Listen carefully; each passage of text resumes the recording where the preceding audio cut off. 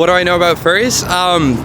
Fetish subculture, typically a large amount of financial involvement. There was a convention I watched a YouTube video about that went awry. I think it was in Illinois a few years back. Just a wild subculture in all regards. Yes, I've heard of them. And so I went to art school. I went to SCAD in Savannah, Georgia.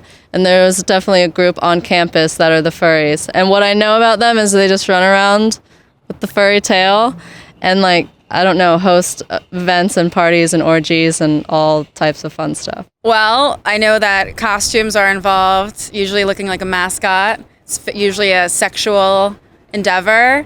And I know I had a friend or two say they accidentally stayed at a hotel when it was a furry convention, which is interesting that they happen. Apparently it was furry conventions. But I'd say that's about the extent.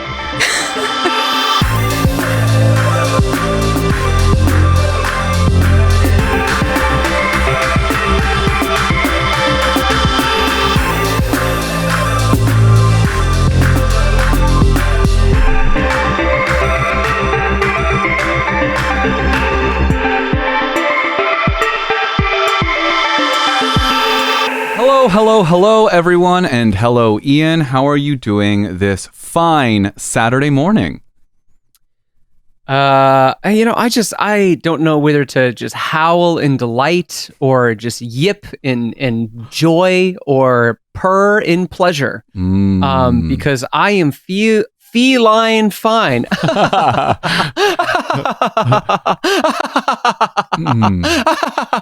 Anyway, Shaye, how about yourself? I'm doing good, man.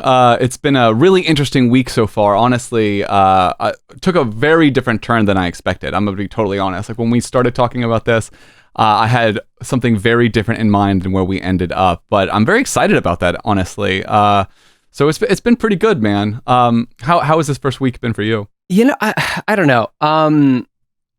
I have spent a lot of time this week kind of examining different aspects of furrydom.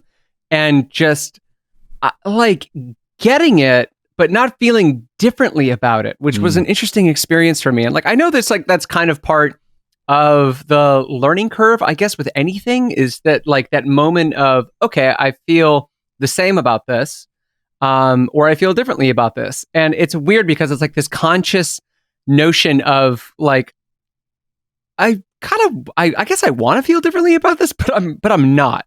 So it's I don't know. I feel like you did a complete 180 and then, do you think that's accurate? I think it's pretty fair. And I mean, we did a lot this first week. So between the both of us, we both watched a bunch of documentaries. So I think we both watched at least the same two. We both watched Fursonas and The Fandom, right? And then, and then I watched a bunch of YouTubers as well. I don't know if we talked about this beforehand, but I watched some YouTubers talking about furry fandom, talking about developing fursonas. I developed my own fursona alongside my girlfriend, so we both each have our own fursona right now. You can, for the rest of the episode, address me as Hatchie, the Florida Panther. I have a fantastic backstory that we'll get to maybe next episode. But so I haven't yet drawn my persona. I want to get into it now. No, you haven't. So it's not totally I kind of want to find out that I don't know if I can wait another week. All right. Well, this is my persona's backstory. So as a young panther pup, Hatchie was kidnapped by some Trump supporting animal trappers, but when Hatchie reached adolescence, he managed to maul and murder both of these Trump-supporting catchers and fled into the woods to what seemed to be total safety and freedom until he was abducted by aliens who converted him from a standard Florida Panther pup into a humanoid panther hybrid equipped with beautiful cum gutters, six-pack abs, and a penis that just will not quit. And that's where he is today. And that is my my fursona, my animal avatar. And thoughts, comments, concerns? Is this particular type of backstory common in the fandom? Is there usually this much murder and extraterrestrials? Well, I saw a really good meme. That's what made me want to go this. And it was it was like other people's backstories, and it was like really simple animation of like an animal like eating or something like that, and then like my persona's backstory, and it was like ancient aliens vibes and like UFOs coming down and like mole people and like volcanoes and like all of this other stuff. So I do think there is like quite a bit of fantasy in it, but that being said, I don't actually know. I didn't look into a ton of other people's backstories. I just created my own, and Stephanie has one as well. She is what is her name? Sprout, and she is a fox. And through Sprout, she is exploring what it is like to be a not depressed person with a lot of energy and who doesn't like sleeping in. So,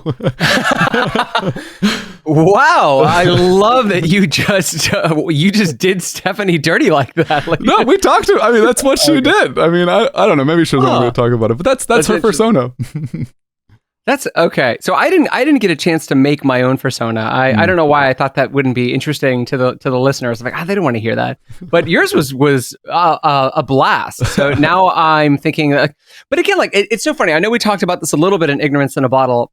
I guess like my alter ego, like if I was going to craft an alter ego to explore through a persona, like I feel like it would be, I feel like I wouldn't enjoy being that alter ego. I'm like, oh man, I'd have to be like quiet and soft spoken. You don't have to be. It doesn't have to be the opposite of you. It's just like, it's like an idealized self, right? It's like the same, or not even like an idealized self, but like maybe even just a different version of yourself to like explore what it's like to be a different kind of person in like a safe spot. I think there's like a lot of parallels with like Dungeons and Dragons in that respect, where you can be like a level 9 druid that's like +4 charisma. And you're like, oh, I've never been charismatic before, or like I only consider myself a +2 charisma. What if in Dungeons and Dragons I'm a +4 charisma now? You know, just try it on as like a mask or something. You know, this is stuff that we're going to dive into more kind of in the episode itself. So I definitely stick around. There's it's not like we're going to have an advertiser. Actually, no, we do have that. Never mind, blowing past this.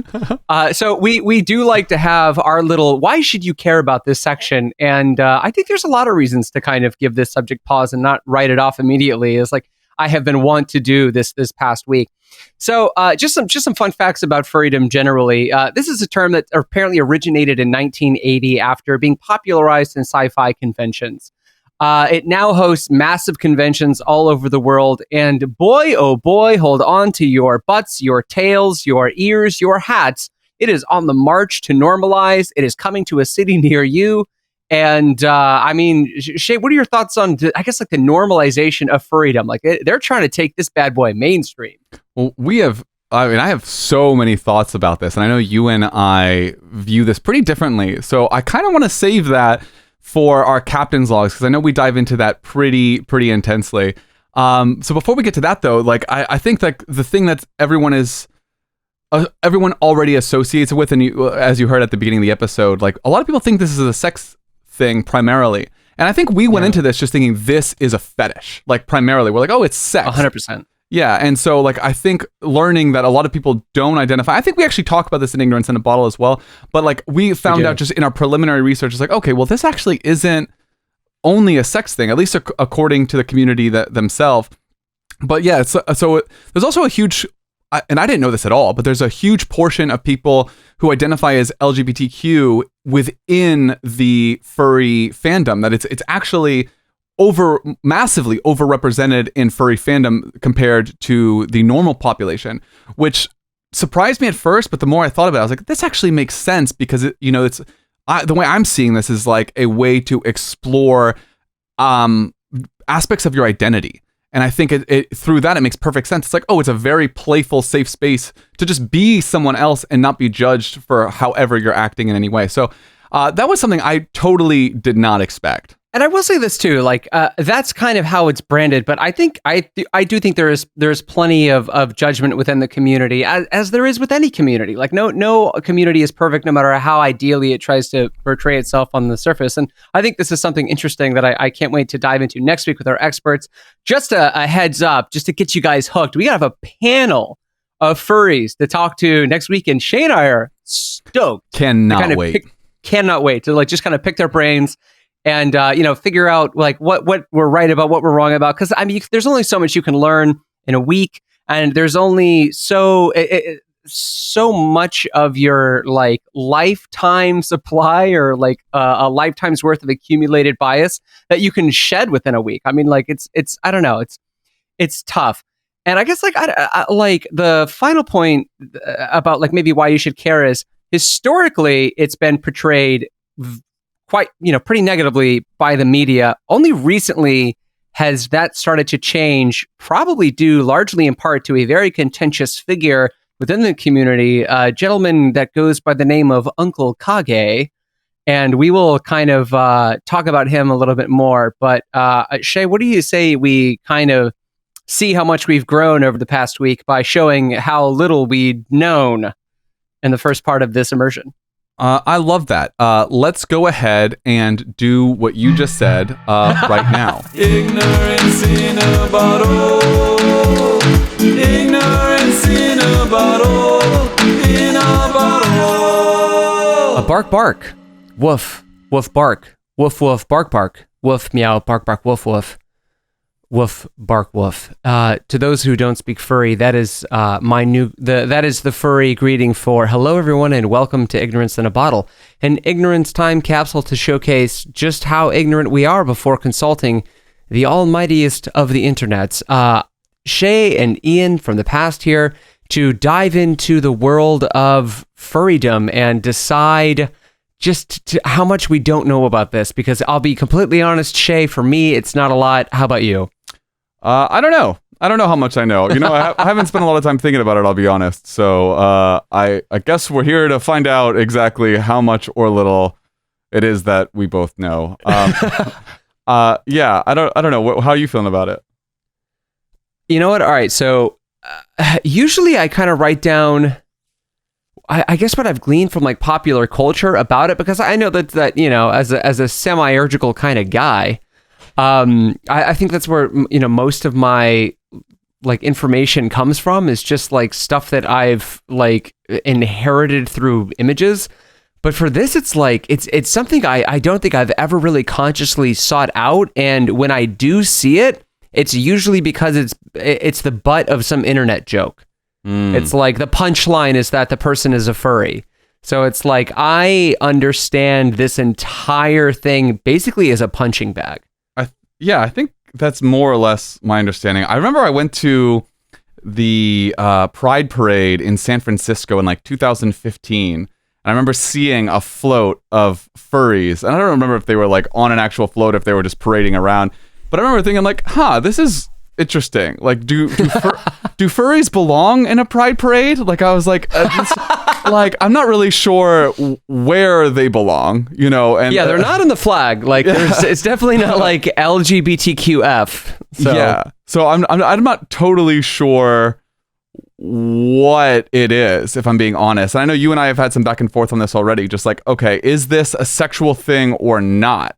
Like, is it a sexual? Yeah. Is it like a playful bestiality?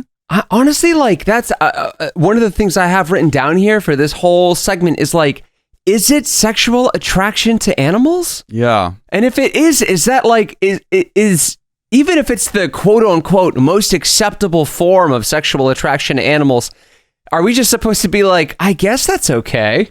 You know what? I mean, I feel like if furry people have sexual attraction towards animals, and the way they act or don't act on that is through involving themselves in the furry community, I don't really see an issue with that. Like, it's consenting adults doing a weird role play where they're all animals. It's like you're not having sex with real animals. If it is like mostly a sexual thing, you're not having sex with animals that I guess like de facto can't consent. So I guess like on some level, it's like, all right, well, that's the best way you could have handled your attraction to cartoon animals.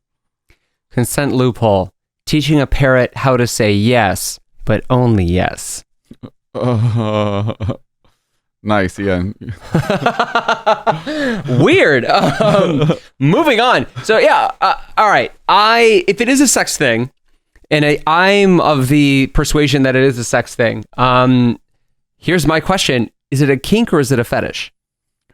Is there a difference? What's the difference? Yeah. That was my second question is there even, what's the distinction? Because, all right, here's my understanding of the demarcation between kink and fetish.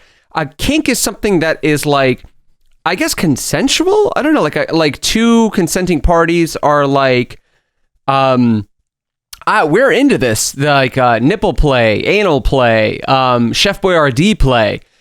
Like it's both people are like, yes, this is my jam. Or maybe one person's not like super into it, but they love the other person, so that they like just agree to kind of do some stuff to, you know, keep them happy. And for me, I've always kind of been of the under the impression that a fetish is like the objectification of one or more parties, I guess, and then maybe the other person is like unaware that they're like the object of desire, and little to nothing more.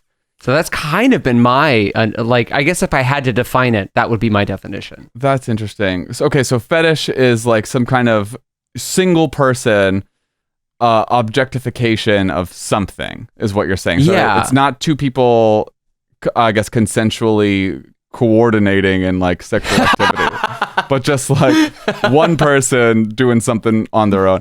That's interesting. I don't know, you know, because I mean, you very well may be right. My like gut reaction has always been that fetish and kink were interchangeable. They were just different ways. Like fetish was like the more technical terminology, and kink was like the common parlance. So, okay, I don't know where this came from. Maybe it came from just like all of my English classes in college, and I took a lot of international lit, and like they definitely, like, I feel like in every single class there was always a book written by a female author who was like fetishized by some like Western man, and it was always supposed to represent like the West's like colonial pillaging of like the entire, like the global South, essentially. So I think like, I don't know, like maybe that's just like where I go when I hear fetish. It's like, oh yeah, fetishization, and it's negative. So maybe, I don't know, maybe it is like a positive connotation, but like I've always known it to have like a negative connotation, especially living in like Asia too, and just meeting a lot of fucking perverts. Like there are a lot of sickos over there. I'm not talking about expats. I'm not talking about Koreans. There's a lot of Korean sickos too. So, like sickos in what way? Sickos in what way? Like, I mean, like they're there because they like Asian people. Like, you know, and it goes both ways. Like men and women, they're like, I love K-pop so much that I've come here to like act on that fantasy by being with an Asian person. Is that, I'm just curious, do you see that as wrong somehow? That's a fetish. Is that a fetish? But like, so you see that as like objectification of a person because of... Yeah, it is, and that's what that's kind of what I've understood it to be. It's like like a fetishization of something is like the objectification of something. It's like the reducing of a person to like the object of desire, or like a means of fulfillment for a fantasy. So I feel like, and it does deny some aspect of personhood, and the other person's not in on it, which is why it's like, you know, I don't know if like the sub dom thing, you know, that's a kink. Like two people are like, I like this, you like this, and we like it together. So it's like we're two peas in a kinky pod, and then a fetish is like the other person doesn't know that they're being fetishized. Okay, so let me ask you this. So if you are a dom and you do not find a sub, is that a fetish? Like if you just like, oh, I want to like denigrate my partner or whatever, is that a fetish then? Like if you want to like, because I mean, I still see that as like somewhat like it's power play. It's like a, you know, I guess on some level kind of like objectifying, but like I don't see that as necessarily like, I don't know. As I don't know how you would get away with being a dom like without the other person catching on. Yeah. Well, obviously, like if the other person isn't like playing, then it's like it would, I think, be de facto like non-consensual, right? Like, or like some kind of like way more problematic like behavior. But like, that's interesting. Like, I don't know. I'm still curious. Like, so do you think maybe like a fetish is like only about people, and like kinks are about like behaviors, attitudes, and maybe like like actual objects? Because I'm thinking like butt stuff could maybe be like a kink. You know what I mean? Or like maybe like boob well, that's play what I think. or something. Yeah. Honestly, I think I love that definition. If I had to define it, I would say kink is like behavior, and then a fetish is like the object. The object. Is that what you said? Is that what you said? I guess. Am, like the am I object, misunderstanding you? I don't know. Like the objectification of like other people, or like Kind of, yeah. the commodification of like a person. Because I do see what you're saying. Like I don't know. Can you have a blowjob fetish? Can you have a blowjob? Or is that like a blowjob? Is it? I feel like, can you have a blowjob? That I feel like by your definition, that would be a kink. You know, if you're just like really into this one sexual activity, that feels like. But unless you don't tell your partner and you're just like, you do it again. Huh. I don't know. That's really interesting. Honestly, wow. I felt like I would have had a lot more like concrete answers this early on, and just like kind of like these basics of human sexuality. Man, maybe I'm just a child when it comes to you. Like maybe I just don't know anything. I really don't know, because like I thought I understood this a lot better. I'm not gonna lie. Well, I'll tell you what. It sounds like we've got like a big smart boy question. I know we kind of like nixed this from the show, but I think I do feel like we kind of have a guiding question to leave the boys when we come out of this bottle. So I am looking forward to what they have to say about this, because I'm sure it's going to be interesting. So we'll kind of like leave that there. Let me ask you another question. What do you know about fursonas? Have you heard about the fursona? I have heard of fursonas, and I feel like we like alluded to this in our sleepover, that depending on how we release these in time, like may or may not be out, but the one where we were talking about neopronouns, because I thought I saw, but like I'm not totally sure if I remember this correctly, that like neopronouns are big in the furry community as well, because you could be like dog self, you know, whatever. This is a thing that I think actually really interests me about like furrydom generally, because like for me, I don't know, it kind of feels like an astrology thing, just like, you know, they're like, oh yeah, like I'm a Taurus, I'm a Gemini, like, and they like identify really hard with their sign. I feel like there's kind of like an astrological or like an astrology-y thing about being a furry, where it's just like you kind of have like your spirit animal essentially, and it's just like a really weird like manifestation of that same kind of thought process. You know what I mean? I feel like it's more along the lines of LARPing. Like you're like a fantasy creature that you can don, or maybe more even like akin to Dungeons and Dragons. Something where like you adopt a personality, like a fantasy self that you can like kind of embody and play in. Yeah. And like I know you and I have a friend, Brody, and I know Brody like spent a lot of time thinking about LARPing from like a therapeutic context. And like I think like apparently there's something to that. Like you can like act out like trauma or like other like lived experiences, both good and bad, through like LARPing. And I kind of feel like that's what this has to be on some level. Like I don't think, I mean, I think the fact that it is so niche has a lot to do with the fact that probably there is something has to like kind of happen to make you connect so deeply with, I guess, like I almost want to say like presenting as an animal, you know, or like I like that. Yeah, and it's not even necessarily like, I don't know, it's weird because it's not like an animal. It's like a anime cartoonified animal that's like very specific. From what I saw, like I just like looking at some pictures of furry costumes, they all have a very similar aesthetic. It's not like you can just come with any kind of furry costume. It seems like the furry aesthetic is very, very specific and very influenced by animation, and like particularly like Asian animation. Yeah, I don't know. There's and I do feel like it's hypersexual. Like a lot of the ones, I mean, would you agree with that? Like I do feel like there is this kind of like hypersexual element to the furry animal itself, like the presentation thereof. Like, and I've seen like a lot of the drawings and stuff, and like, you know, there's like tigers with six pack abs and stuff. It's like, but I don't know. Do you think that's also like a byproduct of just like cereal commercials over the past 20 years? Like, I don't know. It feels again like more close to like hentai, you know, which like does often have animals or like octopuses and like shit like that, or like weird monster men who are like fucking, you know, trans people basically, like people with huge tits and giant cocks, and you know they're just like all fucking each other, and there's like slime and tentacles everywhere. I feel like that's kind of where like I don't know, I feel like at least some, I don't know. I feel like they're similar, but I honestly I don't know, because I know like you and I like saw before, like when we were doing like the little preliminary research to see if this was something we could do, that there was that well, what do you call it when you're where everyone's a petition. Where everyone's signing this petition to like ban furries from like a certain Comic-Con. I think it was in Glasgow or something. Yeah. Because they're like, it's like, we don't need this kind of like sexual energy. It's like, but actually furries and like Comic-Con feel related, but they also feel like this sexualized version of it. I don't know. Well, I mean, and to whatever thing, like that's also bullshit too, because I've seen people go in like incredibly sexy, sexy cosplay is like definitely a thing. Absolutely, like I know like dudes who go in loincloths and they're like, I'm Tarzan, and their dick is out, and then like women who are like, yeah, I'm Lara Croft from Tomb Raider, and it's just like, okay, this feels less that like a comic book appreciation thing and more like I'm in great shape and I found a really fun way to show it off.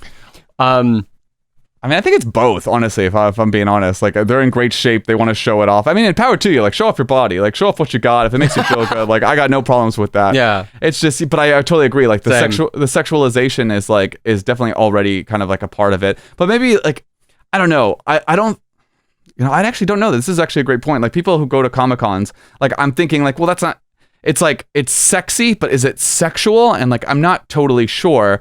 But because I don't know. Yeah. I don't know if these same people are going home and then like fucking in their Lara Croft outfit. I mean, I know I've seen this like all the time on like Reddit porn. I'm sure some of them are. I'm sure some of them are. Yeah, and I completely agree. Like it's definitely happening, but to what extent? Yeah. And that's the question. I don't think that's like the main aspect of it, which is kind of the vibe I get from the furry community. It seems like they're all just like, they're like, hey, we're hanging out, but like after this, we're all gonna fuck each other. Yeah, I don't know. It's just I think it like ties into this idea of like alter egos, and like on the one hand, I think there's something to it about like the fetishization of an animal, but like an animal's essence. No, but like, but honestly, it's like, and something in the, like this animal, like this tigerness or like dogness or like the catness, this idea of like obedience and friendliness and that we see in that we like, I don't know, claim dogs have as like their personality, and like this kind of independence and off-puttedness of cats, and like this intense energy of tigers, and like this like pridefulness in lions. Like we've definitely like personified or like anthropomorphized like animal. Like that's what we do, and I think there's a term for this even in inanimate objects. I believe it's called like pareidoia, and it's like we like loan human characteristics to like fucking electrical sockets, because they're like, oh, they have two little eyes and a mouth. So we've like perpetuated these same kind of concepts like onto animals, and like now like furrydom is kind of like a manifestation of this. But I'm just trying to figure out like why, like what I don't know, like, and again I think it has to do something to do with like this idea of like an alter ego, which is actually really like fascinating to me, because like have you ever crafted or created like an alter ego? Like, is this something like you've ever done? Well, dude, the parallels between this conversation and the conversation we just had about neopronouns is fascinating. Neopronouns. Because, yeah, I mean, I did kind of create an alter ego. I've had several. I've had multiple. Wow, I actually never thought about this. But yeah, I've had multiple, like, other names I called myself. Like, I remember the first one, which is kind of like really embarrassing for me now. I know it's like I was a kid, so whatever. But like in middle school, I called myself Dak, D-A-K, and I really tried to make that a thing for like a little while. And I was like, yeah, call me Dak. That's my name. And it didn't catch on. That's fine. In high school, I started going by Maynard, which was like my nickname for like, with my, and like we really tried to like make it a thing as well, but I didn't push hard enough. And then honestly, as we talked about in the neopronouns thing, like Shaye, was a name I adopted. So like that was like, and that one I really pushed for, and it stuck. And I feel like each one of those like was a different version of like a me that I could be. Did it really change kind of like your, I don't know, like your innate character? Like did going by a different name fundamentally like change the way that you presented yourself to the world? Or was it just like, was the way you presented yourself to the world was changing your name a way that manifested, where it's just like, I'm unpredictable and like I'm always changing and I'm always like consciously thinking about my presentation, like. So it's kind of like, I feel like it's like a chicken and an egg question. Yeah, I honestly do not know, but I will say that when I met people as Shaye, even if I like shortly after I changed my name, I remember people like when they found out that that wasn't my real name or my given name, they'd say, "Oh, well, you seem like a Shaye. You don't seem like that other name at all. Like that's super weird." You know? No, you're absolutely right. That's a fucking thing people do. They're like, you don't seem like a Rachel. It's like, what does that even fucking mean? Yeah. So I don't know. I honestly, I don't know the answer to your question, and I actually am like a little interested in. I mean, I'm very interested in exploring like how much of this has to do with these people trying to adopt other, or like even just play with the idea of like alternate egos, or like again, like kind of like this LARPing aspect, or like Dungeons and Dragons aspect. It's like, yeah, I want to feel what it's like to be Rex Raven, the fox, the wood fox that has sex with all the sexy dogs in the neighborhood, or all the the lake frogs, all the pond frogs, this dirty, sexy pond frogs. You know what? And just I know we're coming at the end of our time here in this bottle, but I will say, like, it seems like they're mostly very playful mammals. Yeah, like I don't think I've seen a frog or even like a bear. Like I feel like it's dogs, cats, wolf, maybe lions and tigers, but I feel like it's that. What's so funny is like I think the answer is in the name. It's a furry, right? Like it's not a scaly or like but I don't know. Maybe that community's out there. Maybe I want to talk to them too. The scalies. So yeah, I know we're coming to the end of our time. I think we've given future Ian and Shaye a lot to think about, which is great. But I think like the last question I want to ask, and then maybe we can just hand it over to them to answer, is like, is it weird? You're asking me if I think it's weird. Do you think it's weird? Do I think it's weird? Do I think it's weird? I guess kind of, but I mean, it doesn't bother me at all. Like, honestly, like when we were talking about this and we're like, okay, are we going to buy furry costumes and fuck our partners? Like, to me, I was like, I'll try it. Sounds fun. Like, like I can get into it, and I'll tell you this as well. Like when we were thinking about it, I was having sex with my girlfriend the other day, and we were just like kind of trying to get in the head. I was like, let me imagine my partner is an animal or like a furry right now. And I was like, could I get into this? And I was like, yeah, should I try? And I was like, let me wait until after Ignorance in a Bottle, so I can see what it's like. So, but I'll let you know. I mean, I'll give it a shot. I mean, we might even buy the costumes and see what it's like. But what are you? You think it's weird? Okay.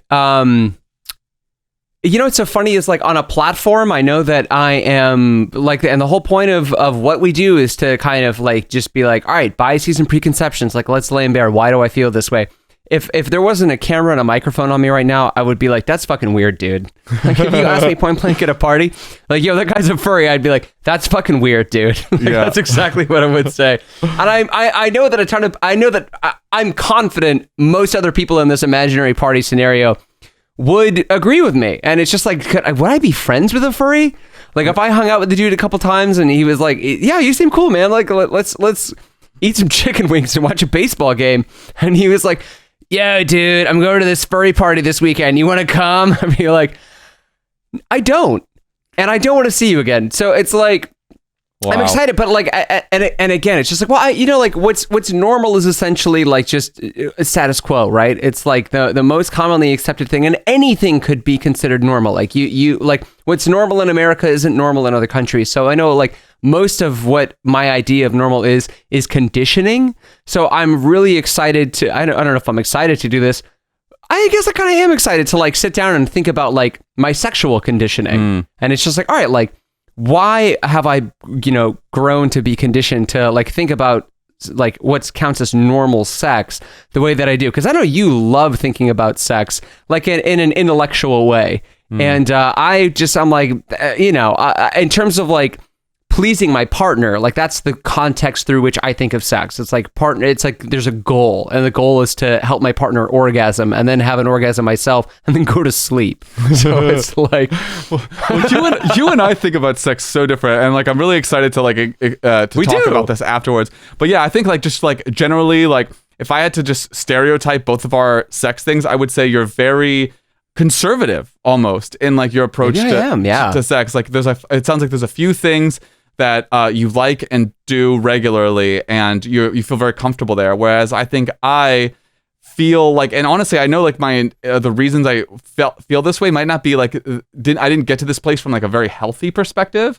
Like, I think it was like a hyper masculine idea, but like, no, it's like, I have to do all the sex. I have to try everything, be super adventurous, try whatever will come my way and just do it a lot and like get air quotes good at it. I know I'm not good in bed. So like, I'm not gonna like try and pretend like I am, but like, that was like where like all this stuff like came from. So anyway, with that, like, I'm very excited to see what Future and Ian have to say about this, because I know that after a week of this, there's going to be so much more to talk about, and I can't wait to be those people. So I guess without any further ado, anything else you want to say before we hand it back?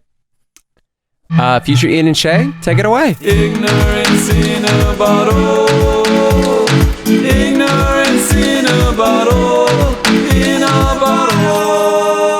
All right, and we are back from that segment that, of course, was Ignorance in a Bottle. Those past idiots, Ian and Shaye, trying to talk about what they think they know about furry fandom. And frankly, as we have discovered in this past week, it was not very much at all. So this is actually super future Shaye here.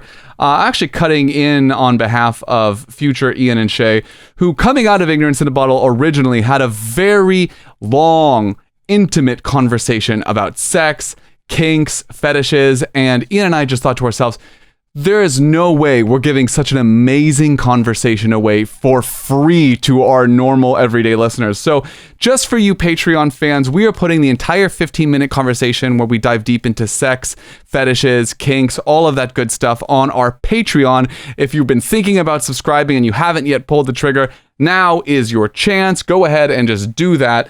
And then we can just go ahead and get back into the episode we're doing right now, which was basically a 15-minute conversation about sex that led into me talking about how I feel like I just totally get furrydom. Whether or not that is true remains to be seen, but at least that's how I felt. So super past Shaye, take it away.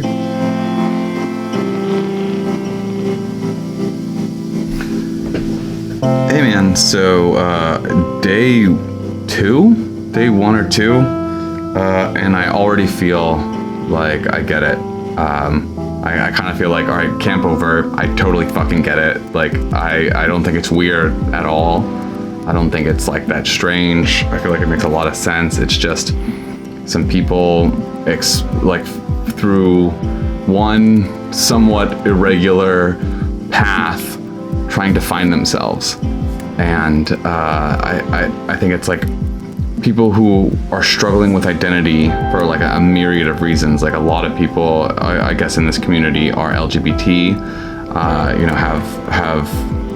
have transitioned, are homosexual, bisexual, pansexual, whatever, and have had a long, hard journey trying to figure out who they are. And I think that the furry community offers a lot in terms of solidarity and camaraderie, but it also offers a lot of space for people to role play, which I think in this context is really therapeutic. I think that they're able, through their personas, through their furry characters, to try on different aspects, to play with identity themselves. And I think when identity is so overbearing, or when you are exploring your own identity in a society that does not take kindly to how you identify, I think that furries and fursonas offers a safe place to explore those ideas. And so I think it's that weird anymore. I think it makes a lot of sense, and I'm actually kind of about it.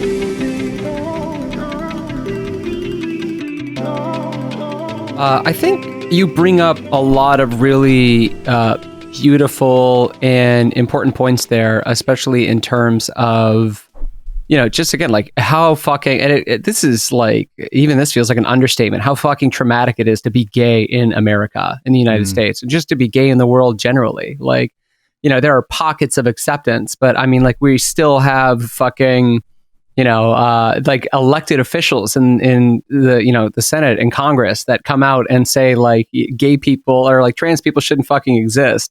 So it's like, if I like, I don't know, if I think of like social pathology, like extreme attitudes breed extreme reactions. And in that context, like It's like you kind of said, it's not shocking that somebody would join a community where you pretend to be a cat or a dog or an eagle. That you put on you literally explore your identity from the safety of a head to toe costume.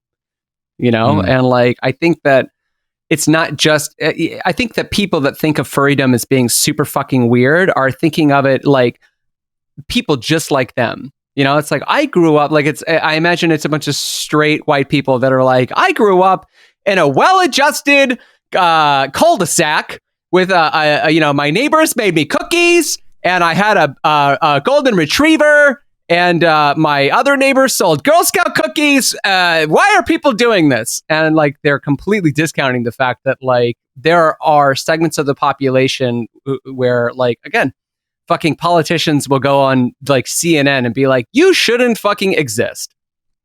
I will say, like, I don't even think it's that weird for a well-adjusted, air quotes, person to like go ahead and do this, because I don't think that like exploring identity, while like obviously it's super helpful for people who have had traumatic upbringings or experiences due to like other aspects of their identity, I think like exploring identity goes as deep as you want it to.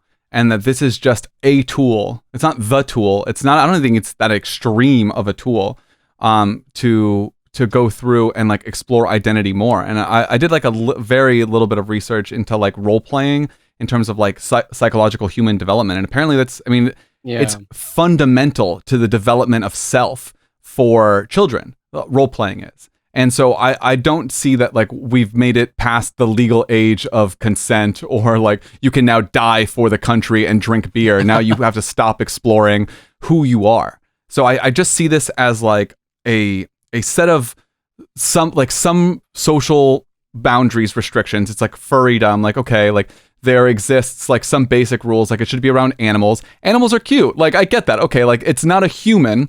So it's a way to like kind of distance yourself even a little bit from your own humanity to like explore identity kind of without the bounds of thinking of even like normal like human behavior, and just explore behavior. Like, I mean, we are human, but we're also in the same way, we're just animals just like everyone else. So I view it as just kind of like an arena through which it's familiar in the sense that like we all know what cats, dogs, foxes look like, and like maybe we have some preconceptions about how they act, and you can choose to act in one or fill the shoes of like this persona, or obviously like a fursona as they're called, and like explore like who am I? Like, does this feel good? Do I like being a couragely lion? I have no idea how to say that word, but like, do I like cowardly lion? Cowardly, yeah, that's what they say. Oh, yeah. Courageous. Thank you, courageous lion. Like, do I want to like? How does it feel? Courage. How does it feel to embody like courageousness as like a lion? Like, do I like that? And I think that makes sense. And like, I don't know, like I've done that in other ways, never in the context of like furry fandom, but like I actually don't hate it. Like, I'll be totally honest. Like, the amount of vulnerability I think it would take to honestly go and like perform in this way would probably be too shocking to my ego, that like I don't think I would be able to do it because of how tightly I've constructed my own sense of self. So this is really interesting. Like that last comment, I mean, that was a lot. So thanks for giving me a million things to have to retain and be like, Take just like, oh, maybe I can respond to that. That could be, yeah, right. Thanks for the cornucopia, you fucker. That word soup. Hey, it's anyway, dealer's choice. I'll start with the last thing that you said, because when I was watching, I can't remember what it was. I was watching something. And, they were talking about, like, that's part of the appeal of it, is that animals are egoless. And you talk about that idea of, like, because when I say well-adjusted, like, maybe that's the wrong term, but I'm thinking in terms of, like, this is how, I don't know, your normal, quote unquote, well-adjusted, like definitely put that in italics or quotation marks, like in my fucking research paper. But I'm talking, I guess, about like status quo. Like if you're thinking about how the status quo views this, in terms of like, the way that they perceive it as deviance, I think they're looking at it as like, well, I don't know any well-adjusted person that would do this, because again, I think this is the idea that the idea of the healthy ego couldn't perform to the extent that it so separates itself from its humanity. But one of the like interesting quotes that I read, or not quotes that I read, like this interview that I watched, like that was one of the things that they said. They're like, well, I like this because it's that putting yourself in the headspace of a being or a thing, an animal that's completely egoless. And I was like, that's actually a really fucking interesting idea. Again, I think the thing that is most interesting to me about this is totally the fucking persona. And we talked about this a little bit in Ignorance in a Bottle, this like, I don't know, it feels very fucking, Kantian or whatever, like this thing in itself, right? It's like, well, what is it? Like, what is the foxness of a fox? Like to think about the character of an animal and then try to embody that in a way that, I don't know, like supplements something that you feel is missing from yourself. And it's weird too, because on the one hand, yeah, like that sounds well and good, but then I'm like, is this just a rationalization? Is this like a nice, convenient, like ready-made excuse? Because in a way it also feels identity denying, where it's just like, I'm going to deny my humanity and like I'm not going to explore aspects of my identity at all. I'm going to pretend I'm a Dalmatian.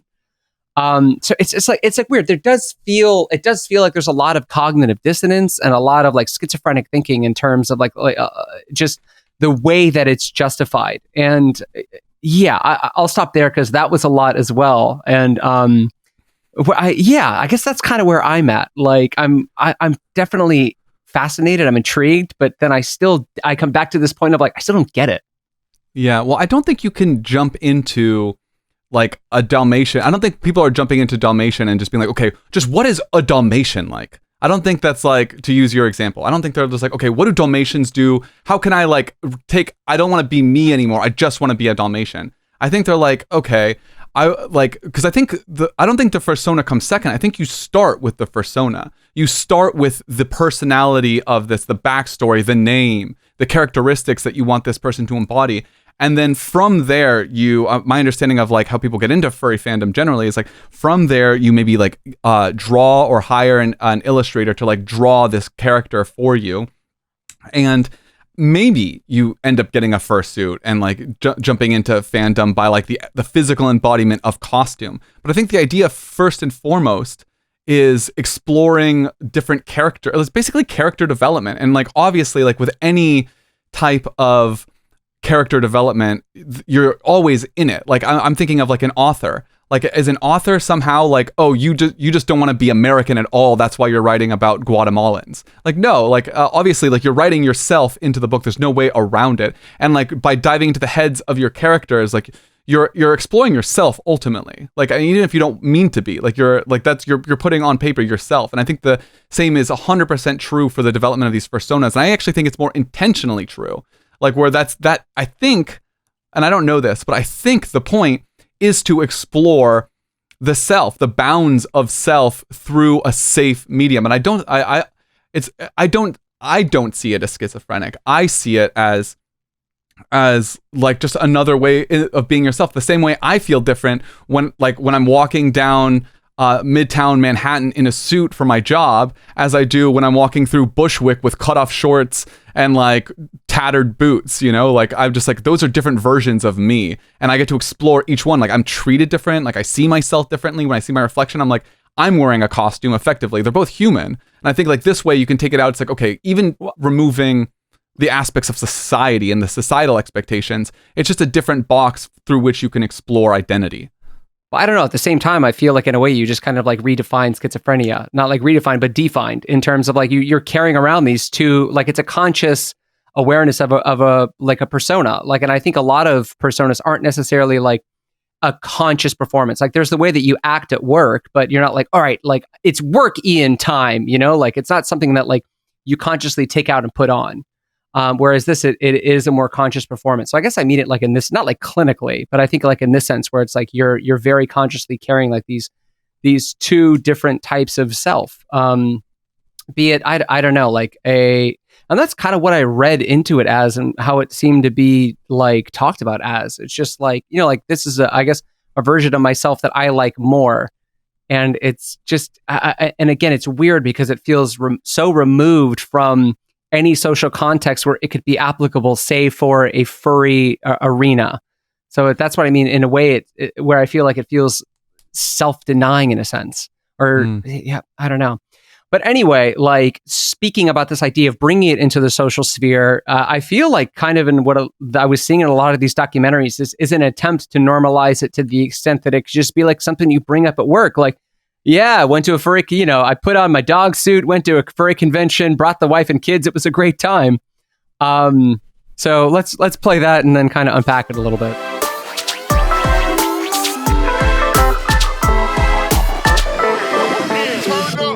So I've become kind of fascinated with like the politics of furrydom, because I feel like in the end, all that's happened is it's succeeded in perpetuating the same sort of like restrictions and imposing on itself the same sort of restrictions that I feel like it was trying to escape by, embracing furrydom, which I think was kind of fringe.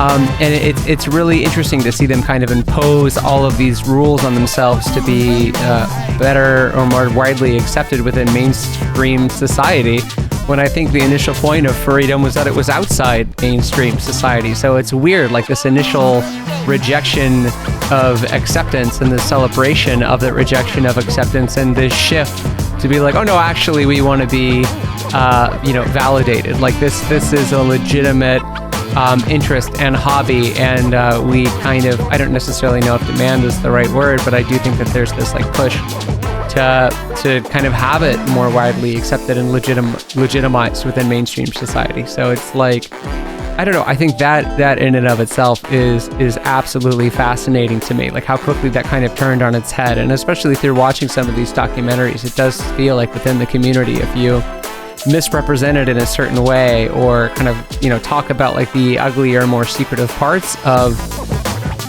furrydom, there's the likelihood that you could be I don't know, like blasted or shunned by the community. I'm like, this isn't like I'm not trying to point a finger and be like, haha, furries, you played yourself. Like that's not what I'm trying to do.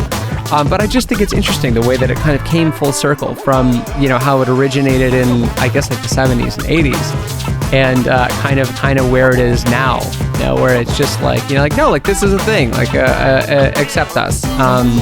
We can, bring money to the cities, and, even though like the money to the cities is really probably just going into the pockets of like rich hoteliers. I don't know the noun form of that, but anyway, like, yeah, like, I don't know, it's like the Hilton, right? So it's just kind of dumping money into a multi-millionaire corporation. But I'm sure like, local restaurants kind of see some stuff from that. But no, I don't know. Like that pivot, that 180, I think is interesting and telling. What it's saying, I'm not sure, but I am certainly excited to talk to you about it. So without further ado, Ian and Shaye, take it away.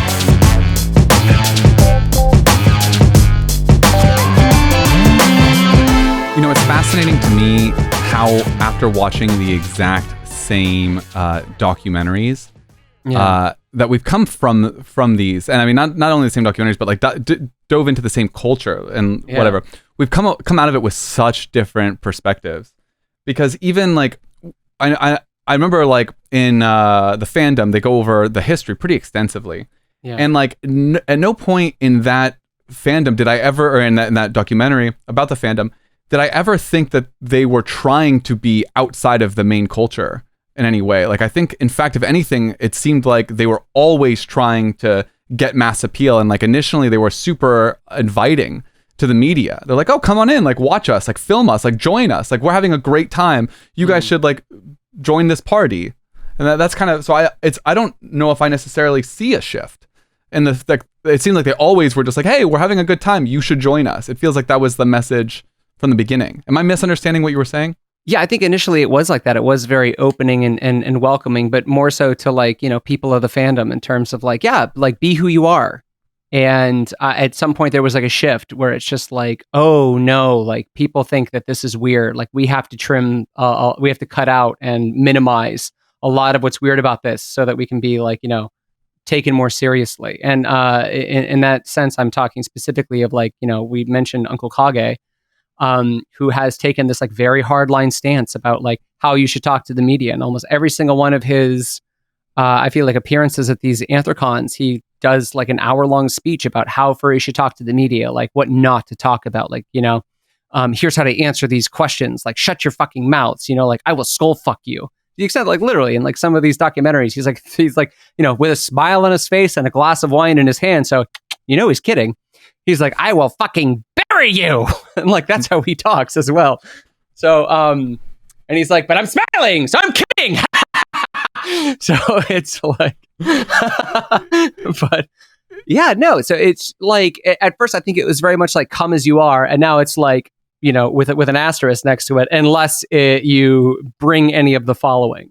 So, I think a lot of that has to just do with this one individual dude's perspective on all of this stuff, because like he considers himself, he says by other people's definition, but I think it's by his as well, a pillar of the community. He's a researcher, has a career, and I don't think he wants to be associated publicly as like the spokesperson for what is sometimes a sexual interest. And so I think he's like using this as like a way to distance. I think he uses his near authoritarian control to kind of tell other people, basically, it's like, do not talk about sex because I don't want to be associated with sex. Like I don't know. I don't think it's primarily a sexual thing. I know there's a sexual aspect, but like either way, I think this guy is just afraid of being viewed as sexual as an individual. But I mean, like, I do feel like there's also but it's not just him. Like, I mean, apparently he's a very contentious figure within the community, because like there's like,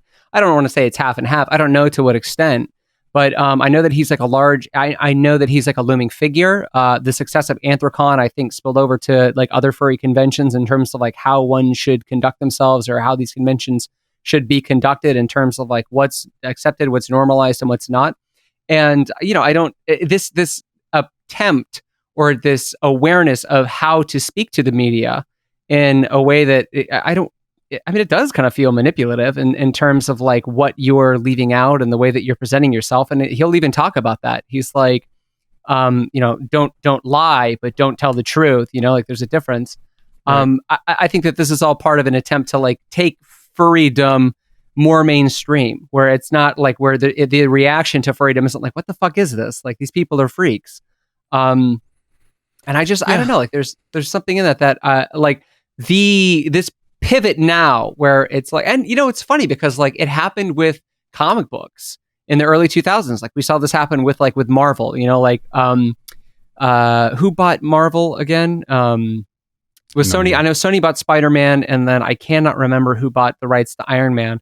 But there was basically this push to make like superheroes cool. Will that happen with furrydom to the extent that it happened with like Marvel Comics? I don't know. I don't know what the full-length featured furry movie will or could look like. But maybe that's the point. That's the part of the idea, is that like you can't do that, So it's like maybe taking this like subculture of kind of DIY like character and trying to take that more mainstream, because they do talk about that a lot. They do talk about this pushback against like Marvel characters, and I think that's like a point that they're proud of. Like this is just a genre. Like we make our own characters. Well, I had something I wanted to respond to at the beginning of your thing, but you're segueing so well into my next captain's log. I was that you didn't want to talk about it anymore. You're like, Shaye's gonna have too good of a response. I better change the subject. Hold on. Let's put a pause on it. Let's bring it up. No. Go ahead. Ian, I'm dying to hear it. It's clear you want to move on, and since I have editorial control, that's what we're doing. All right, let's just chalk it up to a win for me, and we'll move on. You're right. All right.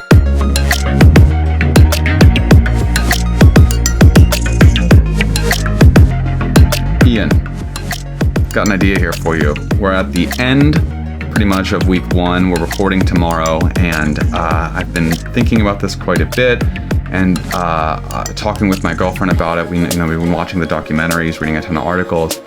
And as I've been doing this, I have had my girlfriend by my side, so she shared a lot of the same reactions that I've had. And one awesome thing that she just brought up, and I wanted to get your opinion on, is that in other types of fandoms, K-pop, anime, gaming, for example, you always have a top-down approach, typically a corporation creating some kind of intellectual property and then telling or trying to tell or trying to sell people to like it. And whereas in furry fandom, we see people creating their own characters. It's like their own intellectual property, and they worship almost themselves, or at least something that they've created. And I'm using worship here very, very broadly. At least, that's their fandom, right? That's what they're choosing to celebrate, we could say. And I think just like in terms of like a capitalistic, like anarchistic response, I think it's kind of badass actually to say like, you know what, no, fuck Marvel, fuck DC Comics, fuck whoever made Sailor Moon, I have no idea. Like I want to celebrate what I've made, and like not only that, like go somewhere where other people appreciate the fact that like I've created this character and literally like a persona. And I don't know, I think that's actually somewhat badass. Like I don't think furrydom itself is like my thing. Like I don't care about like creating an animal version of myself, like a real life avatar. Like that doesn't actually matter too much to me. But I do think that's cooler than someone going and dressing as like Wolverine at Comic-Con or something, where it's just like there's literally a multi-billion-dollar industry trying to make that cool for you. I mean, granted, I think Wolverine is cooler than any furry, but nonetheless, like I think the idea behind creating your own character is way cooler than just buying into whatever the corporation's trying to sell you.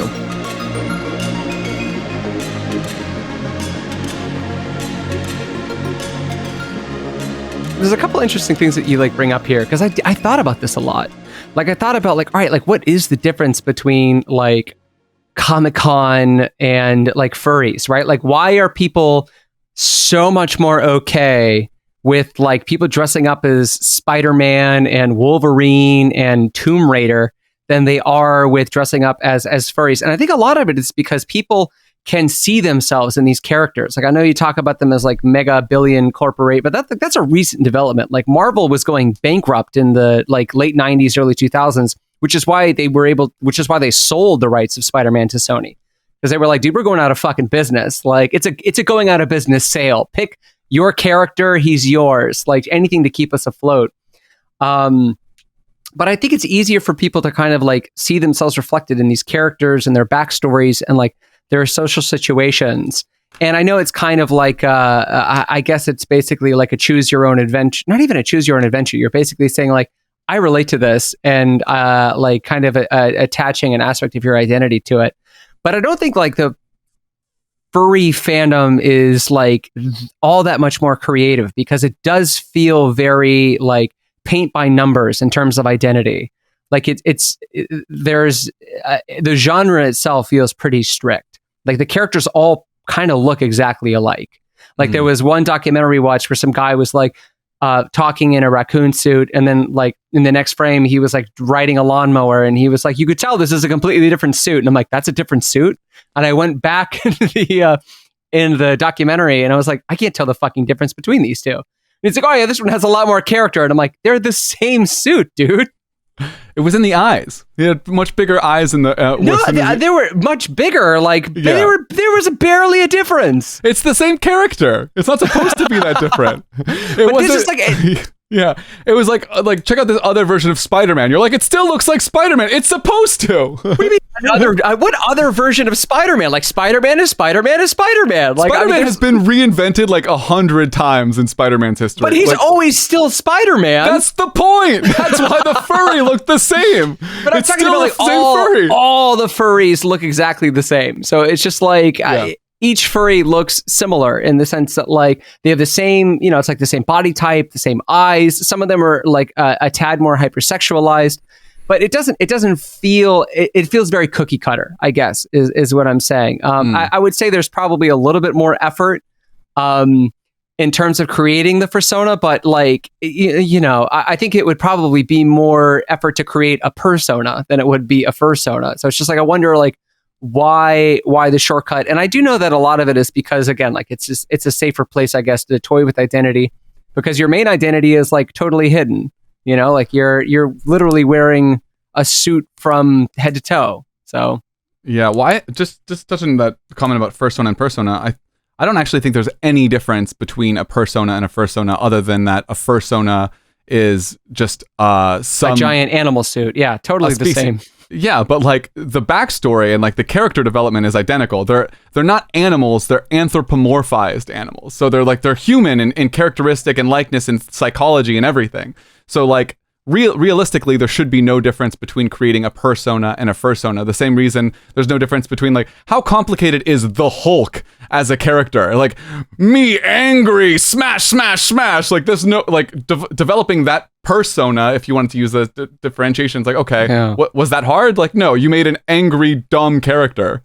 Well, it's I mean, no, but like, first of all, the Hulk is much more complicated than that. But, well, I mean, no, like there's the Hulk is also a commentary on like the development of nuclear energy and like the dangers of science and, like how it's makes monsters of us all.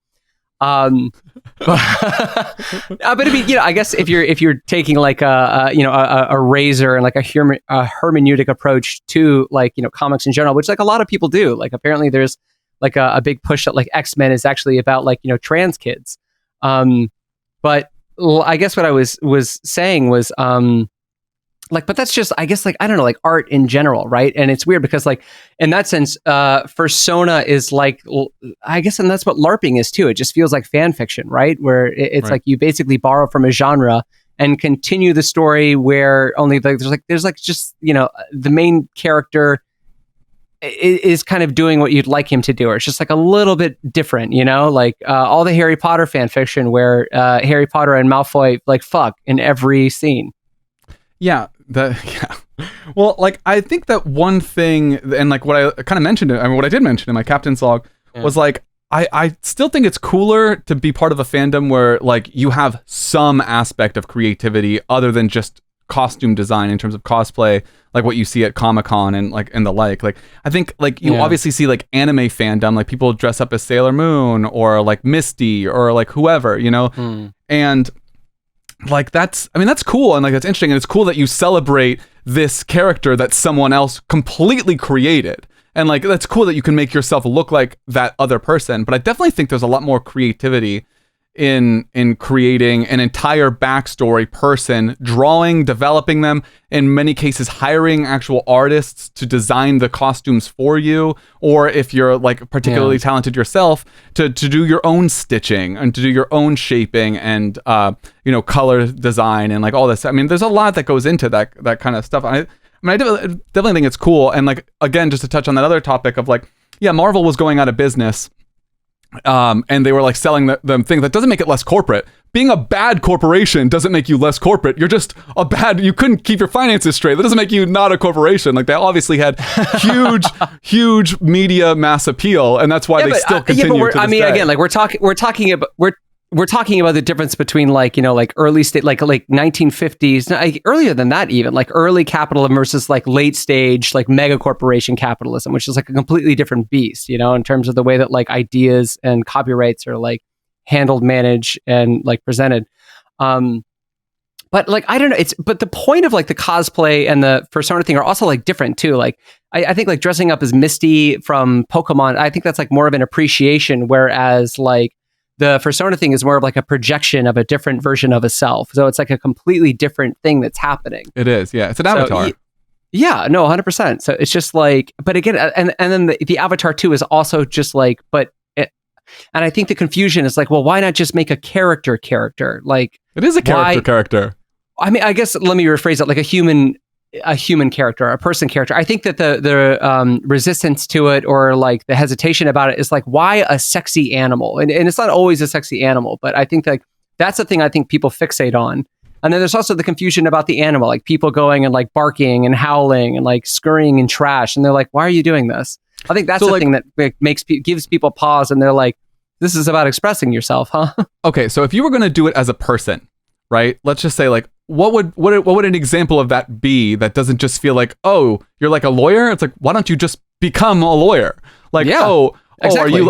Are you Mexican? You can't be Mexican. That's my culture, or like whatever. Like there's a fucking landmine of just like, first of all, being human is fucking complicated. Society is really fucking complicated. If you want to create and embody another person, like I just feel like that would be, and I don't know, like maybe there's a community of people who do this, frankly, like I'm not actually sure, but just be like, all right, from now on, I'm a woman.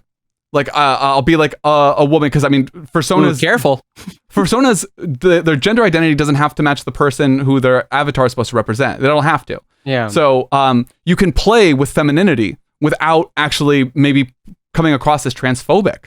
And you can play with other aspects of yourself. You can play with your height, with other things. You can play fantastic aspects that like clearly would not work in the real world, or might be considered as offensive to some people. Like, I mean, I think by taking the direct humanity out of it and using like a proxy humanity by anthropomorphized animals, you're given a freedom that you couldn't get by being like, okay, sure, Chet is like a ski instructor in the Bahamas. It's like, okay, that's super unrealistic for you, Rodrigo. Like you don't look anything like this Chet character that you're describing. Like, how are you supposed to pull that off? Or whatever.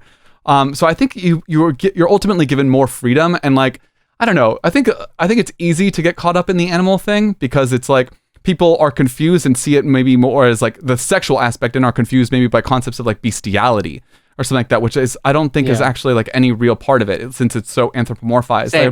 Same, yeah. Yeah, I'd be way more concerned if they weren't anthropomorphized. And then I'd be like, okay, I don't like how this fox doesn't have human breasts as she's getting fucked. Like, that's actually weirder to me.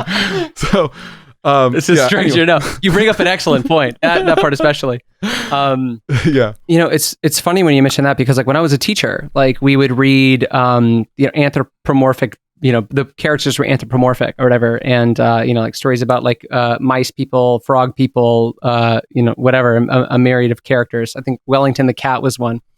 And one of the things that I liked to talk about with them in terms of like the ability for these stories to be so popular, if we think of things like Aesop's fables especially, or what was it, like Anansi tales, or just there's another one I can't remember, but part of the ability for these stories to have like mass appeal is that they are absent like predominantly of race and culture. Right. And like I know like the culture creating it always kinds of gets, it slips through the cracks. Like it's inevitable that that would seep through, or I don't want to say poison the well, but make a mark. But when you have characters that are anthropomorphic, when you just have animals as your characters, it's easier to like kind of project yourself and envision yourself or imagine yourself as this character, because they're absent of race or culture or history. It's essentially just like they have beliefs that are informed maybe by instinct, or entirely informed by the situation unfolding in front of them, as opposed to the culture in which they were raised. So it's always like, I don't know, especially because when I was in Korea, we would teach books of like all these stories of like, kids with very American problems. And the kids would often be like, what the fuck is this kid talking about? Like, is this a thing that happens? Like, this is completely foreign to me. It's like, as opposed to like Charlotte's Web, where the pig is like, I don't want to fucking die. Yeah. I think you're bringing up a great point, and I really do think that is like the reason that the furry aspect of the fandom makes more sense. Like if you're gonna have, I mean, I honestly I love that point, like because having an avatar that's not human gives you this freedom, and I think that like the familiarity of and like kind of like universal appeal of like cuddly mammals, I think is like real, and or like in many cases like non-mammals, like I know some people have birds or like reptiles, but like all of those feel like fewer, they're fewer, but they also tell you something about the person who's like creating that as their avatar, like that there is symbolism behind that, and I think all of that. What do you think it is? It's important. I mean, it depends. Like me choosing Florida Panther, was chosen intentionally, like not just because I'm from Florida. But I was like, all right, I want to be like something that's like could be fierce, but like, and like I don't know, Florida Panthers are like kind of sleek and like very simple by design. Like they don't have a lot of colors. They're mostly like one or maybe two tones. Save like some of the facial and paw features. Stephanie, like when we talked about her, it's like she chose a fox, and at first I kind of wanted a fox. And then I was like, because, they're cunning or whatever. And I was like, oh, I kind of like the idea of being a smart person for once, so that was like kind of a fun idea. And, but she chose fox. And I was like, all right, no, actually, I really like that, and like, it was kind of interesting to see, even like when Stephanie was talking about it, like being like, okay, And like, I know we joked about this earlier, but I actually think it makes a lot of sense. She's like, I want a fox who's not depressed and doesn't like staying in bed. And I was like, I get that for you. Like, 'cause, like, who wants to be depressed and like, have a tough time getting out of bed? So like, you can LARP in that. And like, and there's no, I don't know, imposed expectations of how you should be. But I know we've been talking. I don't know. They're odd, but well, I was just gonna say too, like, I think I don't just think it's like the animal thing that's weird too. There also seems to be like a fanaticism for like this, and I don't mean this to be offensively, but like dumb animal enthusiasm that you only see like in children. Like a lot of it feels like Arrested Development in a way, where it's just like, okay, like, what happened in childhood or something, where it's just like that this is kind of the point that you regress to or like want to emulate because it's pure and naive and good. And I feel like that's a lot of, things that I heard and like watching these documentaries or like, fucking around on these sites is just this, like humans are, and, like this also awareness that like animals, like wild dogs will eat you alive. But just like they, they're doing it on instinct, like this kind of like, humans and humanity and society. It's like gross. Like, let's, just kind of escape out of that into this. But it's like, I feel like it's more than just a weekend thing in that sense. Like it does feel like, I don't know, like what's the difference between a hobby and a lifestyle, right? I mean, I hear you. I think like with anything, like some moderation would be useful. Like I imagine it's probably not too hard to get sucked up into this and like have it consume more of your life than maybe you would want to. Yeah. With any appeal, but I don't know. And I mean, I think there's ways to get into other aspects of it, like we talked about. And I think like we kind of alluded to in the beginning is like there's like a sexual aspect to all of this. Oh yeah. Which is like this is like the stereotype, and I know. You were saying before we started, it's like, yeah, I guess we like have to talk about this. It's like the elephant in the room. It's like it's been talked about to death. We were reluctant to kind of talk about it, but it's just like I feel like we'd be remiss to, it's just it's I think like the thing that society goes, but what about this? Right. So let's just address it briefly.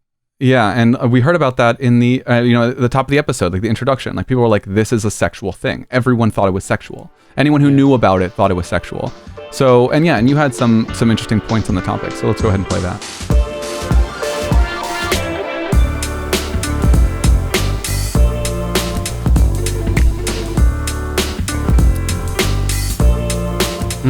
Okay. Hi, Shaye. Ian here. Just hanging out with my new furry buddies and just reflecting a little bit on furry camp so far. I have been watching some documentaries. I have been watching some clips of FurryCon. I have been spending some time on the furry subreddit and fuck me. Anyway, I watched furry porn and I'm here to talk about it now. And I don't know what to say about it. So I'll do my best. So there's a couple different... all right, so here's the thing. There's two things I want to address. Number one is, I guess, over the course of the past week, learning about furrydom, furry-born is basically just like the furry clickbait. It's a thing I think furries are maybe most tired of talking about. This is at least my impression. And it's maybe the thing that people most want to address just because, again, it's got that like clickbaitiness, okay? Like, people having sex in fursuits? What? Cartoon animal porn? Oh. So it definitely is, I think, like the go-to in terms of content production. It's just like, wait till people hear about this. And in that sense alone, I wanted to talk about it that much less. I should have figured that this would be something that was like covered to death. But it is. And I guess, look, I'll say this very briefly. I guess there's two main types of furry porn. One is like the animated stuff, and one is like the one of people in fursuits doing it. And I gotta say, I think of the two, I respect and appreciate the actual people fucking in the fursuits more than the animation. At least, I don't know what this is, like some sort of some talent show. I'm watching like a video as I do this, just to here we go. But anyway, that aside, Yeah, I don't know. I guess there's at least like a human element to the people that dress up in the fursuits, where it's just like the humanity is undeniable. And then like for the cartoon stuff, I'm like, that's I think what I understand the least. And I'm sure you have thoughts on this, but like that's the stuff that I just can't get behind. I don't like the IRL fursuit fucking. I'm like, whatever, dude. Like that's your kink, that's your fetish, that's what gets your rocks off. Like more power to you. The cartoon stuff, I'm like, I don't know, guys. I don't know. So anyway, I'm curious to hear your thoughts on this, on the I don't know. I guess just like the porn thing in general. Yeah. I'll leave it here and we'll pass it back to us. So, boys, take it away. So I have a lot to say about this. I think, Go ahead, no take us surprise there. that. So, I guess like the first thing that I'm thinking about is like it's funny because you and I thought of like the most appealing version of the kind of porn that you can get involving furry for you was the in-person stuff. I honestly like was two people in suits having sex, Actually going at fucking. each other. I was like, you know what's so like just really quick, furry as a sex kink made more sense to me than furry as a fandom. Like that's where I started getting lost. I was like, this isn't a sex thing? Yeah.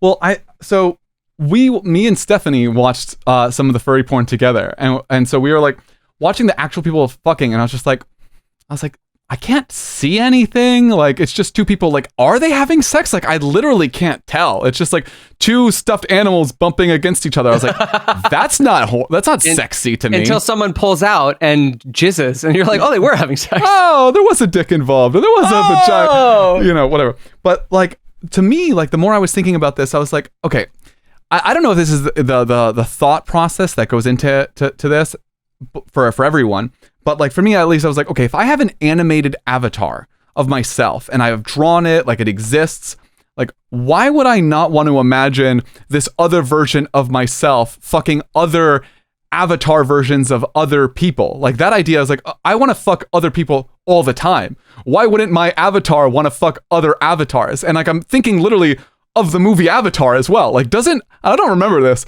but doesn't the guy in Avatar like put on the Avatar alien suit and then fuck one of the aliens?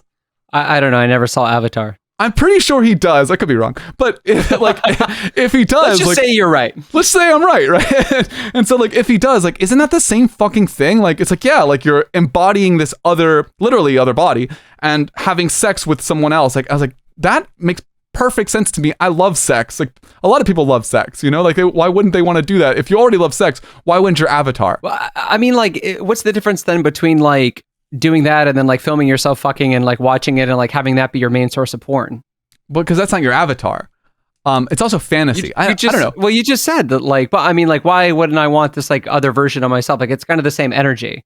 So, but I don't think that's what it is. Like, it's like a lot of it is just like, you know, when you go into the cartoon porn stuff, like especially on Reddit, as like what I looked at a lot of, like, I don't think it's like, here's my avatar fucking. It's like, fuck yeah, check out this sexy shit. Oh yeah, they're fucking. And it's like, I think that's for me. It's like, you know, I feel like it's so fucking funny because anytime like you have, I don't even know if this is necessarily new. It's just, I feel like it's getting to a point now where like it's getting so big, it's becoming like, people are becoming more aware of it. But I feel like anytime you have this like tipping point of whether or not something will become mainstream, there's like another opportunity for society to explore its boundaries. It's like, we hadn't talked about this before. This is new. Are we okay with this? Is this something we allow? Like, and if so, to like what extent? And I know that like, I'm pretty sure cartoon porn is like a category on Pornhub already. Like hentai. Yeah, like, no, not hentai. Like, you could watch Marge Simpson fuck Homer or something like that, or like get plowed by Ned Flanders. Is that not hentai? Does hentai have to be Japanese? I thought hentai specifically was referring to like Japanese, because wouldn't we have our own name for it? Like, isn't hentai referring to like the style? You know, I think maybe like you're right. We don't. Yeah, but I think I would have just generally called it hentai anyway. Maybe, I mean, I don't know, like, just because something has a saxophone in it, do we call it jazz? Like, no, we call it Dave Matthews Band, and his genre is garbage. So, oh my God. Shots fired, Dave! Shots fired! Anyway, Yeah. So, I mean, for me, this is really funny because, like, you off the record, you were saying, like, my aversion to the cartoon porn, you're like, I think this makes you pretty conservative. I don't fucking know if it does. Like, I think that this opinion is probably pretty mainstream. Well, being mainstream and being conservative aren't necessarily at odds with each other. But I don't know. Like they keep losing elections, so at this point, the conservative opinion is the fringe opinion. I don't mean that conservative. I mean, like, we're still like a fucking puritanical nation, and like there's so many ideas 100%. There's so many ideas of sex that get like very sex negative attitudes. Like, you can't talk about sex. Like, it's interesting because like whenever I went to go visit Sweden, like, you can see boobs on TV in Sweden, like on public broadcast. Like, I think Swedish Big Brother, like, they show them having sex or something like that. I'm pretty sure. And I was gonna say, and maybe this is like a puritanical point of view, but I think maybe it's this like unconscious reaction to, they bring this up in, I think, the Phantom documentary. They're like, oh yeah, like the first lessons and morals that we learn are taught to us through animals. Like I'm thinking of, I don't know how many morals and values were taught to us by the Looney Tunes, by like Elmer Fudd, like shooting Daffy Duck in the face with a shotgun. But I do know, like I said, like if we're thinking of something like Aesop's Fables specifically, like I think a lot of kids were taught, like morals through that essentially, or like these kinds of anthropomorphic parables. But it's weird because maybe it's like this like dissonance of like having these early like animal teachers that like you associate with like your youth, and like then you're watching them fucking and you're like, we use animals to teach kids about like right and wrong, not like where the clit is. So maybe that's like an unconscious reaction to like or maybe like that's a part of where the revulsion is coming from unconsciously, where it's just like, this is disgusting. Like, I don't want to see a drawing of a wolf fuck a goat. Like, this is weird. Yeah, well, there was always like a pushback against any time animation became like adult. Like, I remember The Simpsons was a huge, like Simpsons and Ren and Stimpy were a huge fucking deal when they first came out, because they're like, cartoons meant for adults? That's sacrilege. And now like adult animation is a massive fucking industry. There's like Adult Swim, like kind of pioneered it, and just like now there's tons and tons and tons of adults that are non-sexual. Cartoons that are non-sexual but made for adults. And so I don't really see like. So you think cartoon porn is like the next logical conclusion? I don't think it's even like the I don't think it's even like the next. I think it's a concurrent logical conclusion. Like animation for adults for whatever those needs may be. And I honestly like the idea of like, okay, cartoon porn is somehow like weird and gross, but yet like in like the 16 and 1700s, you could like paint like people like fucking sodomizing each other in like the cathedral, and like I mean the Catholic Church was against it, but it still happened. Oh, we're not talking about cartoons. We're talking about about cartoon animals though, and I think that for some reason there's something about that like in people's brains that makes them go, oh, this is fucked up. So yeah, I don't know. I mean, I do hear you, and like my gut reaction is like, it's not something I watch. I'll be perfectly honest. Like I never like. But when Steph and I looked at the porn, like the animated stuff was the stuff that like if anything was going to get me off, it was that stuff, like and I mean it's fantastical. It's like very hyperbolic, like incredibly hyperbolic. I remember in college, like I used to jack off all the time to hentai. Like it was a thing I would occasionally go to. I'd cycle through, and like I think the reason it appealed to me was because of its like extreme hyperbole that's like built in, like the biggest boobs and cocks and loads you'll ever see, in like hyper unrealistic situations. It was really intense, and I remember like the intensity was really appealing to me as like a younger hypersexual person. And I guess like seeing like the furry aspect of it, like, I don't know, it's already fantasy. Like, is it that much weirder than seeing like, I feel like all the time you see porn commercials on Pornhub for like goblins or like monsters, like fucking like very small people, all the time. And it's like, okay, like, is it that different? Like that's kind of like weird, like a sexual like fantasy aspect. But like I kind of view like, I'm not like applauding that, like more goblin porn. Like it doesn't bother me. I guess that's the thing. It's like, it's not for me, but I don't really think it's weird. I honestly, genuinely do not think it's weird. I think you're allowed to think things are weird. Like I don't think there's anything wrong with looking at something like that's fucking weird. Yeah. Yeah, sure. I mean, yeah, you can think that. I don't think it's weird. In fact, I think it's like pretty hard to find something sexual that I'm like, oh, that's weird. But like you calling your partner daddy during sex, and like that's not like somehow super reminiscent of like incest. Like that's like, okay, that's fucking weird. Like if we're gonna start talking about weird, you know, like power play, that's pretty fucking weird. You know, like I know like a lot of sex is just weird, like all sex. So the moment you start picking out weird things, it's like it's not your kink, but just because it's not yours, like all sex is like kind of weird in that aspect. And if all sex is weird, then no sex is weird. So like, what's the point of even talking about it? All you're just saying at that point is like, I like blue. I like red. Okay, cool. I don't know. I think, and we've had this conversation before, but I think no, like distinctions matter. All right, like things exist to like varying degrees in terms of like what's okay / acceptable, and at what point you start getting into this idea of like deviance, right? And maybe this is like a positivist approach where it's like no, like society, like the world has needs like morals and values, and it's interesting because like in this context, like it's fun to think about, and again, like. I don't want to be like the white evangelical devil's advocate where it's just like, I'm just here to exhaust you. But it is fun to think about like, okay, well, like in this context, like what are the values? Like what are the norms? What are the mores? Like what's informed them? Well, like what's like good, versus what's oppressive and restrictive. And like I haven't thought about it too much because I saved the porn for the end because it was the thing I was looking forward to the least. But maybe we can talk. Maybe we can talk to our panel about this.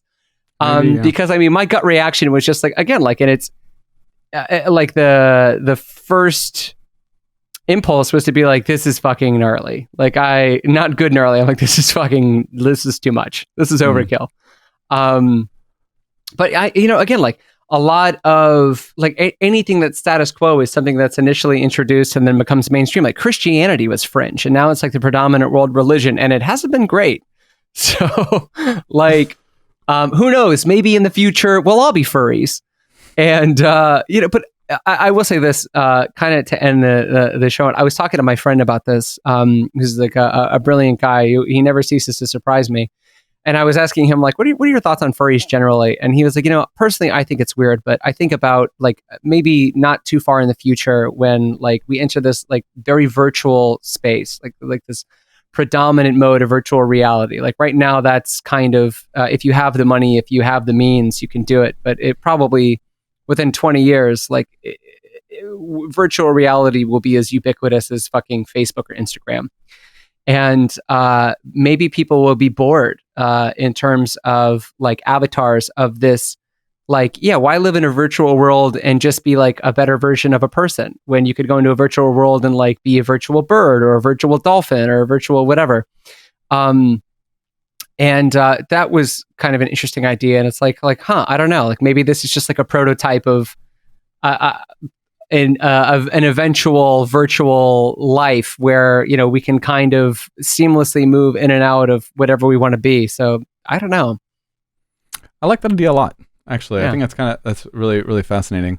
All right, well, I know we're basically at the end of the episode. We need to line our pockets before we get out of here. Sponsor, take it away. Furry Furby, the first Furby made for furries. Thirsty for a new furry fur baby? No worries. Tiger had all these Furbies headed for the furnace, but now Furbies refurbished for furries, perfect for purchase. Also, there's a hole in the bottom, and you can it. These new Furbies are surely the furriest, so scurry to order these for your friends and family. But seriously, it's a fleshlight. It's a Furby fleshlight, and you can it. Furby for furries. Order yours today. To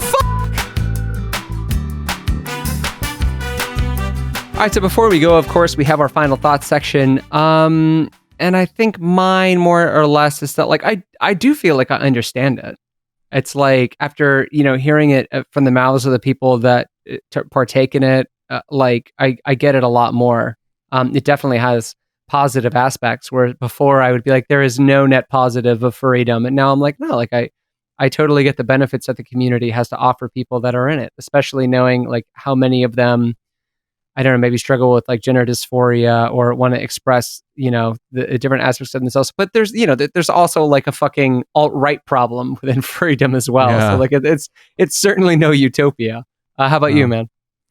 Yeah, I guess, well, as always, I'm super excited to talk to the experts next week. I literally cannot wait. I'm stoked. But I think where I'm at right now, from 1 week of furry fandom immersion, is I've come to the conclusion that I think it's just a LARPing community that allows for unfettered exploration of identity through anthropomorphized animal avatars. And I wrote that down because I really wanted to make sure I got that right. And I think it's sometimes sexual, but like, why would a human avatar, if humans are sexual, why would their avatars not be sexual? That just seems strange. And I think that there's a big media bias because, especially coming from like the early 2000s, wherein like it was reaching mass popularity. We were still like learning a lot. Like we were still very transphobic as a society in the early 2000s. We were still very homophobic. Oh yeah. Back then. So and I think sex negative. And so I think the media's bias. Like we were still coming from like some historical religious context where we had all this baggage about being sexual entities, sexual beings. So that's kind of where I'm at right now. But I'm excited for next week. So I guess for everyone else, just stick around. We have a panel of furry experts. We're talking with the For What It's Worth podcast, as long as everything goes according to plan. And they'll have a panel for us. I think they have a fur researcher from furscience, I believe, .net. And so we have just some incredible experts for you. So anything else, Ian, before we say goodbye for this week? No. I think we've said all that needs to be said. So,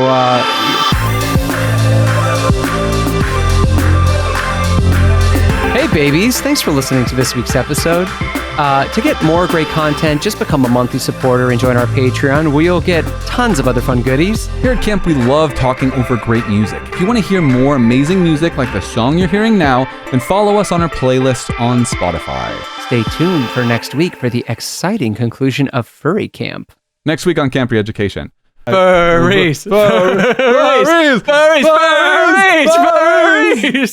thought you were saying Maurice at the end. That's so funny. I literally thought you were saying Maurice. I was like, Maurice? Oh,